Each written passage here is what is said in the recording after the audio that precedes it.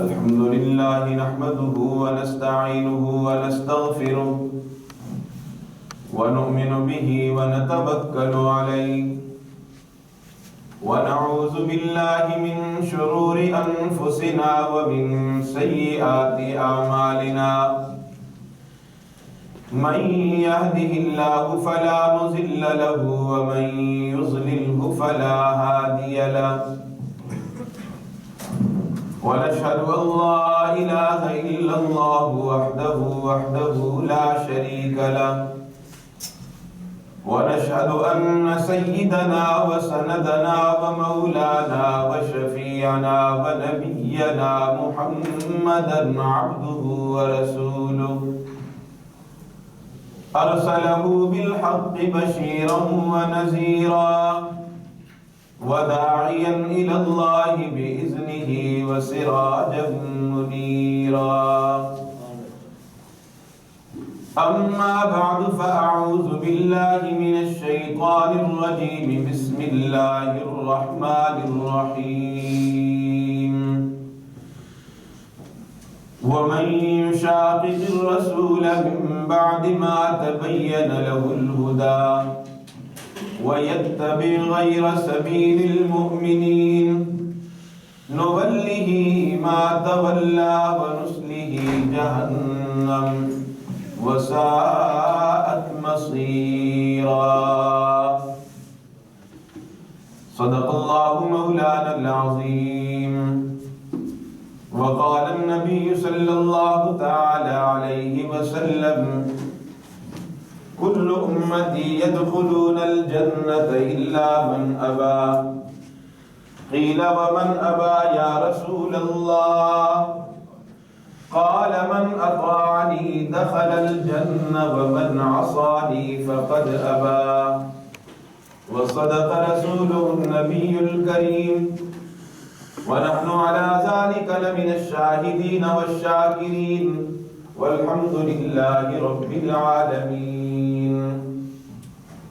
سلام على خير الأنام وسيدي حبيب إله العالمين محمد بشير نذير هاشمي مكرم أتوف الرؤوف من يسمى بأحمد یا رب یہ التجا ہے گر کرم تو کرے وہ بات دے زبان کو جو دل پہ اثر کرے الہی میں رہوں یا نہ رہوں الہی ہم رہیں یا نہ رہیں پر تمنا ہے کہ دین محمد رہے اور عزت قرآن رہے ان اللہ و ملائکتہ یصلون علی النبی یا ایھا الذین آمنوا صلوا علیہ وسلموا تسلیما اللہم صل علی محمد وعلی آل محمد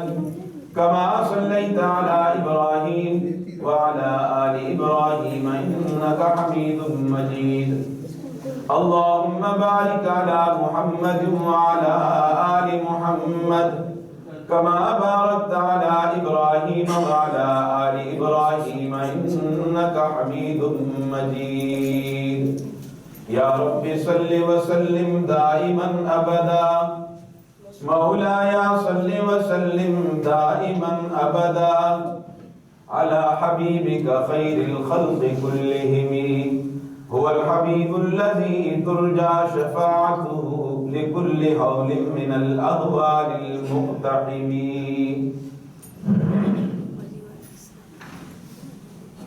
محترم حاضرین و برادران اسلام،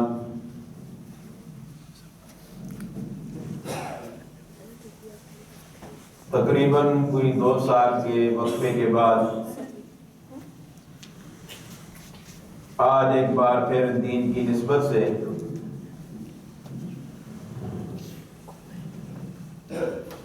آپ کی جامع مسجد ابو بکر ساؤتھ ہال میں جمعے کی اس نشست میں حاضری کی سعادت اللہ نے نصیب فرمائی۔ اس مختصر وقت میں اللہ رب العزت میری زبان سے ایسے جملے کہلوا دے کہ جو میرے لیے اور آپ سب کے لیے نجات کا اور ہدایت کا ذریعہ بن جائے۔ بات کوئی لمبی چوڑی تقریر کی یا بیان کی نہیں ہوتی۔ جب اللہ رب العزت کی طرف سے خیر، بہتری اور ہدایت کے جب فیصلے ہوتے ہیں تو ایک جملہ بھی انسان کی ہدایت کے لیے کافی ہو جاتا ہے۔ اور مجھے اس میں ایک واقعہ یاد آ گیا۔ سلطان ابراہیم بن ادم اپنے زمانے کا بڑا عیاش بادشاہ تھا۔ ایک دن سفر پہ تھا، آنے میں دیر ہوئی، تاخیر ہوئی، تو گھر میں خادمہ نے، نوکریانی نے اس کے لیے، اس کی آنے سے پہلے اس کے لیے بستر بچھایا۔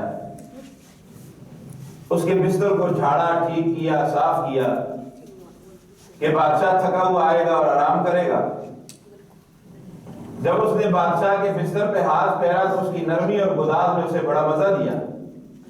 تو دل میں خیال پیدا ہوا کہ ابھی بادشاہ کے آنے میں دیر ہے، تھوڑی دیر اس بستر پہ میں لیٹ جاؤں، ذرا دیکھوں کہ اس بستر کا مزہ کیا ہے۔ دن کی تھکی ماندی ہوئی تھی، جو ہی سر رکھا تو سر رکھنے کے ساتھ ہی اس کی آنکھ لگ گئی۔ جس کو سخت زمین پہ نیند آئے تو نرم گدے پہ تو آسانی سے آ جاتی ہے۔ آنکھ لگ گئی اس کی، وہ سو گئی۔ اسی حالت میں بادشاہ اندر داخل ہوا۔ دیکھتا کیا ہے کہ بادشاہ کا بستر اور اس پر خادمہ اور نوکریانی، آگ نہیں لگ گئی اس کو، آگ بگولا ہو گیا، غصے سے کانپنے لگ گیا، اور فوراً اس نے اپنی خادمہ کو، اپنی نوکریانی کو اس نے مارنا شروع کیا، سزا دی اسے، یہ میرے بستر پہ کیوں لیٹی؟ خیر وہ گھبرا کے اٹھی اور اس کی آنکھوں سے آنسو جاری ہوئے۔ تھوڑی ہی دیر کے بعد اس کے چہرے پہ مسکراہٹ آئی، ہنسنے لگی۔ تو بادشاہ کو اس کے ہنسنے پہ تعجب ہوا، تو اس نے سوال کیا کہ تیرا رونا تو میری سمجھ میں آیا لیکن تیرا ہنسنا میری سمجھ میں نہیں آیا۔ تو خادمہ نے جواب دیا کہ میں روئی اس لیے کہ تو نے میری خدمت کا بھی کوئی لحاظ نہ کیا اور تو نے مجھے چابک رسید کی ہے، مجھے مارا، مجھ سے کون سی غلطی ہو گئی تھی؟ لیکن میں ہنسی اس لیے، میں روئی اس لیے کہ میرے ہنسی مجھے تب آئی کہ میرے دل میں اللہ نے ایک بات ڈال دی کہ جو تھوڑی دیر اس بستر پہ لیٹی ہے اس کو تو یہ مار پڑی ہے، اور جو ہمیشہ اس بستر پہ لیٹتا رہا پتہ نہیں اس کی کیا سزا ہوگی۔ آج مجھے اندازہ ہوا کہ اس بستر پہ لیٹنے کی بھی کوئی نہ کوئی سزا ہے، مجھے تو نقد پڑ گئی ہے، تجھے پتہ نہیں کتنی مار پڑے گی، اللہ ہی جانتا ہے۔ اب یہ اس خادمہ کے اس زخمی دل سے یہ جملہ نکلا اور اس کے دل پہ لگا، از دل خیزت بر دل ریزت۔ جب دل سے بات اٹھتی ہے تو دل پہ لگتی ہے۔ جب اس کی دل پہ یہ اس بات نے اثر کیا، اس بادشاہ نے اللہ کا نعرہ لگایا اور بے ہوش ہو کے زمین پہ گر پڑا۔ صبح ہوئی، جب ہوش میں آیا تو اپنے ارکان دولت کو، وزراء کو، امراء دربار کو بلایا، کہنے لگا تم جانو اور حکومت جانے، میں نے آج تک بڑی عیش و عشرت والی زندگی گزاری تھی، بڑی عیاشی والی زندگی گزاری تھی، لیکن آج رات کو میری خادمہ کے اس ایک جملے نے میرے دل کی کایا پلٹ دی ہے۔ میں سب کچھ وہ سمجھ رہا تھا لیکن آج پتہ چلا کہ وہ کچھ بھی نہیں ہے۔ میرے بھائیو، بعض اوقات کسی انسان کی غلطی بھی اس کی ہدایت کا ذریعہ بن جاتی ہے۔ یہ عیش و عشرت والی زندگی، عیاشی والی زندگی، یہ کب تک انسان اس کو چلاتا رہے گا؟ اس پہ بھی مجھے ایک واقعہ یاد آ گیا۔ سلیمان بن عبد الملک بڑا عیاش قسم کا شہزادہ تھا۔ اتنا عیاش تھا کہ بیک وقت 4 شادیاں کرتا، ان سے خواہش کو پوری کرتا، انہیں طلاق دیتا، 4 اور کر لیتا۔ 40 سال کی عمر میں وہ یہی کام کرتا۔ جب وہ فوت ہوا، عمر بن عبدالعزیز رحمۃ اللہ علیہ فرماتے ہیں کہ جب سلیمان بن عبد الملک کی ہم نے نماز جنازہ پڑھی اور اس کو قبر تک لے کے دفنانے کے لیے، تو قبر میں جانے سے پہلے اس کے جسم پہ کپکپی طاری ہو گئی، لرزہ طاری ہو گیا۔ ایوب، سلیمان کا بیٹا ایوب کہنے لگا امیر المومنین میرا ابا زندہ ہے، آپ اسے کیوں دفنا رہے ہیں؟ دیکھیں تو اسے یہ کانپ رہا ہے۔ عمر بن عبدالعزیز رحمۃ اللہ علیہ نے فرمایا ایوب تیرا باپ زندہ نہیں ہے، قبر میں جانے سے پہلے اس پہ عذاب شروع ہو گیا ہے۔ عمر بن عبدالعزیز رحمۃ اللہ علیہ فرماتے ہیں کہ جب ہم اس کو قبر میں اتارا، میرا خیال آیا کہ چلو آخری دیدار اس کا کر لیا جائے۔ قبر میں جب اس کے کفن کو ہم نے اس کے چہرے سے ہٹایا تو اس کا چہرہ بھی قبلے سے پھر چکا تھا۔ میرے بھائیو، آج اسی فکر نے ہمیں کہیں کا نہیں چھوڑا۔ آج اتنا ہمارا عجیب قسم کا وقت گزر رہا ہے، ہم سمجھتے ہیں کہ سب کچھ یہی ہے، اور اسی پریشانی نے اسی دھن کے اندر ہمارے دن رات گزر جاتے ہیں، راتیں بھی اسی میں بسر ہو جاتی ہیں، اسی سوچ میں کہ میرا جاہ و جلال کتنا آگے بڑھ جائے، میں دولت کے اعتبار سے دوسرے سے کتنا آگے بڑھ جاؤں۔ ہمارے بزرگ گزرے خواجہ عزیز الحسن مجذوب رحمۃ اللہ علیہ، انہوں نے ہمارے عمل کو دیکھ کر، اس تصور کو دیکھ کر بڑی عجیب قسم کی عکاسی انہوں نے کی ہے۔ فرماتے ہیں یہی تجھ کو دھن ہے رہوں سب سے بالا، یہی تجھ کو دھن ہے رہوں سب سے بالا، ہو زینت نرالی ہو فیشن نرالا، جیا کرتا ہے کیا یوں ہی مرنے والا، تجھے حسن ظاہر نے دھوکے میں ڈالا، جگہ جی لگانے کی دنیا نہیں ہے، یہ عبرت کی جا ہے تماشا نہیں ہے۔ یہ مقام عبرت ہے، یہ کھیل کود کا میدان تھوڑا ہی۔ آج انسان یہ سمجھ گیا ہے کہ یہ کھیل کود کا میدان اللہ نے اسے بیکار بنایا۔ آج ہم اپنے مقصد سے ہٹ چکے ہیں کہ میری زندگی کا مقصد کیا ہے، مجھے اللہ نے بنایا کیوں ہے۔ افحسبتم انما خلقناکم عبثا وانکم الینا لا ترجعون، کیا حضرت انسان نے یہ گمان کر لیا کہ اللہ نے اسے بیکار بنایا ہے، کیا اللہ کی طرف سے رخ نہیں کرنا، کیا اس نے کہا اللہ کے حضور پیش نہیں ہونا۔ آج یہ تصور ہی ہمارے اندر سے نکل چکا ہے۔ موت پہ ہمارا یقین ضروری ہے، لیکن موت کے لیے ہمارے پاس کوئی تیاری نہیں۔ تو میرے بھائیوں، بات لمبی ہو جائے گی کیونکہ وقت کا دامن بڑا تنگ ہے۔ میں صرف آپ سے یہ بات عرض کرنا چاہتا ہوں کہ آج دنیا میں ہر انسان کامیابی چاہتا ہے، دنیا کے اعتبار سے اور آخرت کے اعتبار سے بھی۔ مسلمان دنیا کی کامیابی کے اندر بھی لگا ہوا ہے اور آخرت کی کامیابی کے اندر بھی لگا ہوا ہے، اور اس کے مقابلے میں جو کافر ہے وہ صرف دنیا کی کامیابی چاہتا ہے۔ اب ہم نے سوچنا ہے کہ یہ کامیابی ہمیں ملے گی کہاں سے، کس طرح ملے گی۔ یاد رکھو میرے بھائیوں، اللہ کے بندوں، اللہ کے گھر کے مہمانوں، سرکار دو عالم صلی اللہ علیہ وسلم کا وہ کامیابی والا راستہ ہے، وہ ہدایت والا راستہ ہے کہ جو اس راستے پہ چل پڑا تو وہ دنیا اور آخرت کی کامیابیاں سمیٹ لے گا، اور حضور علیہ السلام کی سنتوں سے اور آپ کے طریقوں سے ہٹ کر سراسر ناکامی۔ میں آج پوری ذمہ داری سے میرے رسول پہ بیٹھ کے کہتا ہوں، جمعے کا دن اللہ کو گواہ بنا کے کہتا ہوں، اللہ کی قسم اٹھا کے کہتا ہوں، دنیا کے تمام نقشوں میں ناکامی ہے، کامیابی ہے تو رسول اللہ کے طریقوں کے اندر ہے۔ کہہ دو صلی اللہ، اونچی آواز سے صلی اللہ علیہ وسلم۔ جمعے کا دن ہے، درود شریف کا زیادہ اہتمام کیا کرو۔ حضور علیہ السلام نے فرمایا جو مجھ پہ ایک مرتبہ درود پڑے گا اللہ اس پہ 10 رحمتیں نازل فرمائیں گے، 10 گناہ معاف فرمائیں گے، 10 درجات بلند ہوں گے۔ اور آپ کو پتہ نہیں اس درود شریف کا کیا مرتبہ ہے۔ ایک صحابی رسول فرماتے ہیں یا رسول اللہ صلی اللہ علیہ وسلم، اگر میں ساری زندگی آپ پہ درود پڑھنے میں وقف کر دوں تو مجھے ملے گا کیا؟ فرمایا میرے پیارے اگر تو اس طرح کرے گا اللہ تیرے سارے غموں کے لیے خود کافی ہو جائے گا۔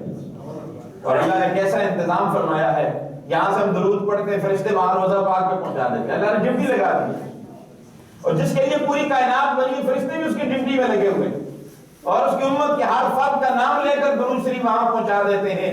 اور اللہ ہم سب کو توفیق دے، جب ہم روضہ رسول پہ حاضری دیں گے وہاں جب درود و سلام پڑھیں گے اللہ کے محبوب فرماتے میں سن لیتا ہوں۔ تو میرے بھائیوں، میرے قابل احترام اسلامی، درود شریف کا اہتمام کیا کرو۔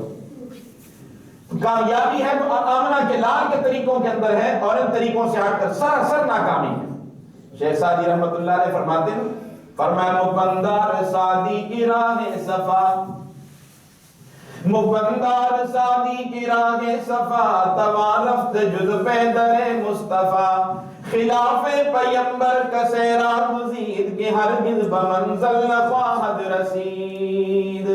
پیغمبر کی مخالفت کر کے تم مدینے نہیں پہنچ سکتے، جیب میں ٹکٹ کہیں اور کا ڈالا ہوا ہے، زبان سے کہہ رہا مدینے جا رہا ہوں، مدینے جانے کے لیے ٹکٹ بھی مدینے کا لینا پڑے گا، محمدی بننے کے لیے محمدی بننا پڑے گا، اللہ کے محبوب کے طریقوں کو اپنانا پڑے گا، اور آپ کا طریقہ ساری کائنات کے طریقوں سے، ساری کائنات کے طریقوں سے اعلیٰ اور افضل طریقہ ہے، آپ کے اسوہ حسنہ جیسا کسی کا اسوہ نہیں ہے۔ آپ کے طریقوں جیسا کوئی طریقہ نہیں ہے، آپ کی سنتوں جیسی سنت کسی کی نہیں ہے۔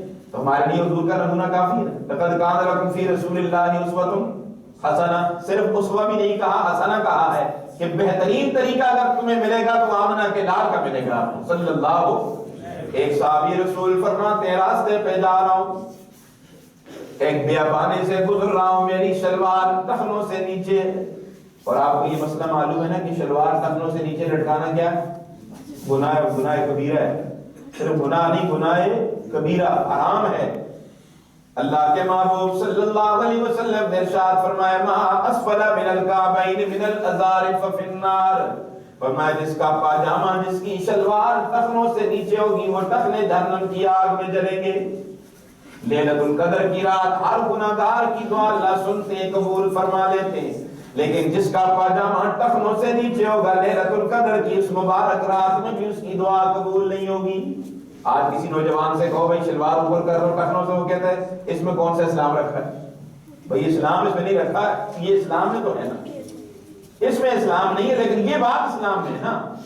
کیا دنیا کا ہر طریقہ ہم اپناتے ہیں؟ آپ یہاں کسی قانون کی خلاف ورزی کر سکتے ہیں؟